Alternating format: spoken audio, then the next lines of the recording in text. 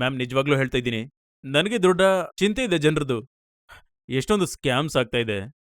ಈಗ ಪ್ರತಿ ವ್ಯಕ್ತಿನೂ ಅಷ್ಟು ಎಚ್ಚರವಾಗಿರಲ್ವಲ್ಲ? ಹೇಗೆ ನಾನಿದ್ದೀನಿ ಮತ್ತೆ ನೀವಿದ್ದೀರಾ?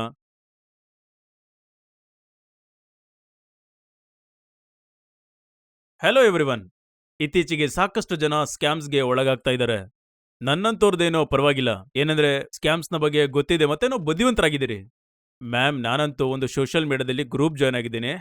ಅವರು ಸ್ಟಾಕ್ಸ್ ಬಗ್ಗೆ ತುಂಬಾ ಒಳ್ಳೆ ಟಿಪ್ಸ್ ಕೊಡ್ತಾರೆ. ಮತ್ತೆ ಆ ಗ್ರೂಪಲ್ಲಿ ಎಲ್ರಿಗೂ ಪ್ರಾಫಿಟ್ ಆಗ್ತಿದೆ.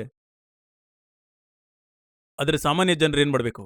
ಯಾರಷ್ಟು ಓದ್ಕೊಂಡಿಲ್ಲ, ಅಷ್ಟೊಂದು ಅವೇರ್ನೆಸ್ ಇಲ್ಲ, ಅವ್ರು ಸಿಕ್ಕಾಕೊಳ್ತಾರಲ್ವಾ? ನೋಡಿ, ಈ ವಂಚನೆಗಳು ಹಲವು ರೂಪಗಳಲ್ಲಿ ನಡೆಯುತ್ತವೆ. ಹೌದಾ? ಯಾವ್ಯಾವ ರೀತಿ? ಅದೇ ಡೀಪ್ ಫೇಕ್ ವಿಡಿಯೋಸ್ ತರ. ಅದರಲ್ಲಿ ಸೆಲೆಬ್ರಿಟಿಗಳು, ಉದ್ಯಮಿಗಳು ಮತ್ತು ಬಂಡವಾಳ ಮಾರುಕಟ್ಟೆ ಹೂಡಿಕೆದಾರರನ್ನ ಬಳಸ್ಕೊಂಡು ಎಐ ಬಳಸಿ ವಿಡಿಯೋ, ಆಡಿಯೋಗಳನ್ನ ಮಾಡಿ ಸ್ಟಾಕ್ನ ಸುಳ್ಳು ಟಿಪ್ಸ್ಗಳನ್ನ ನೀಡ್ತಾರೆ. ನಾನು ನೋಡ್ದೆ ಈ ವಿಡಿಯೋನ. ಮತ್ತೆ ನನ್ಗೇನನ್ನಿಸ್ತಂದ್ರೆ ಅವ್ರು ಯಾಕೆ ಟಿಪ್ಸ್ ಕೊಡ್ತಾರೆ ಅಂತ. ಆಮೇಲೆ ಫೇಕ್ ವೆಬ್ಸೈಟ್ಸ್ ಅಂಡ್ ಆಪ್ಸ್, ಅವು ಅಸಲಿ ವೆಬ್ಸೈಟ್ಸ್ನಂತೆ ಕಾಣ್ತವೆ, ಆದ್ರೆ ನಿಮ್ಮ ಎಲ್ಲ ಡೇಟಾ ಮತ್ತೆ ಪಾಸ್ವರ್ಡ್ಗಳನ್ನ ಕದೀತಾರೆ. ನಿಮ್ಮ ಬ್ಯಾಂಕ್ ಅಕೌಂಟ್ ಖಾಲಿ. ಇದು ನನಗೆ ಗೊತ್ತಿದೆ ಮ್ಯಾಮ್. ನನ್ ಕಸಿನ್ ಜೊತೆ ಆಗಿತ್ತು. ಪಾಪ. ಮತ್ತೆ ಮೂರನೇದು? ಮೂರನೇದು ನಿಮ್ ಜೊತೆ ಆಗಿರೋದು.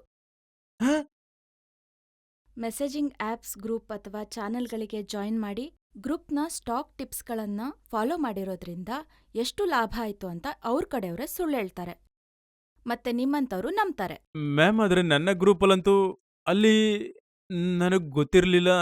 ತುಂಬಾ ಜನರಿಗೆ ತಾವು ಮೋಸ ಹೋಗಿರೋದ್ ಗೊತ್ತಾಗೋದೇ ಇಲ್ಲ. ಹಾಗಾಗಿ ಎಚ್ಚರಿಕೆಯಿಂದ ಇರಿ. ಯೋಚ್ನೆ ಮಾಡಿ ಇನ್ನೊಬ್ರ ಮಾತನ್ನ ನಂಬಿ. ಸರಿ. ಆಮೇಲೆ ಇಂಥ ಸ್ಕ್ಯಾಮ್ಗಳನ್ನ ವರದಿ ಮಾಡೋದು ಕೂಡ ಅಷ್ಟೇ ಮುಖ್ಯ.